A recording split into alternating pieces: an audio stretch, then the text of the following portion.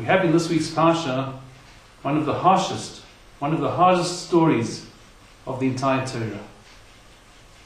In short, Hashem tells the Jewish people, go up and inherit the land of Israel. And the Jewish people say, can we send spies? And Hashem answers, if you want spies, so send spies. And the question is, why did it go so wrong? It went terribly wrong. There are other stories in the Torah where spies were sent, and it came out positive, it came out successful. Moreover, from reading the story, we see that Moshe Rabbeinu himself was aware that things were going horribly wrong. He even tried to take steps to prevent things from going wrong. He didn't succeed, but he knew it was going to go wrong, and he did his best to try and avoid it. It just didn't work.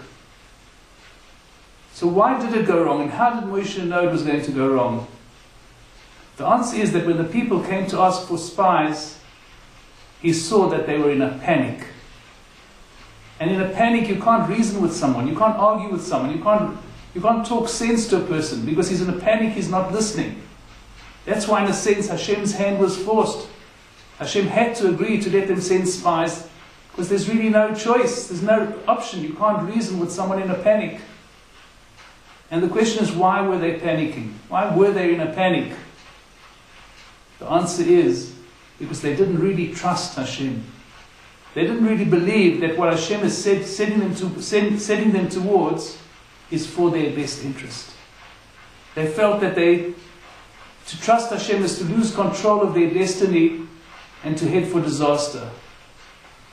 And with this distrust, what happened was, there's a principle that if you fear something, then what you fear comes on you. This is a principle that the sages teach and the Torah teaches. That which you fear comes on you. They feared that they were going towards a disaster, and the spies came back with a report that they were certainly going to be wiped out if they went to the land of Israel. So their fears were materialized. And at that point, they started crying. And they cried through the night. And that night became a crying for all generations. That's the night that we cried for the destruction of the first temple, the second temple, and other terrible disasters. And this crying came simply because they refused to trust Hashem. The message for us is that we have two options. Either we take the route that the Torah gives us, or we take our own route completely. But if we are going to take the Torah's route, we must do it fully.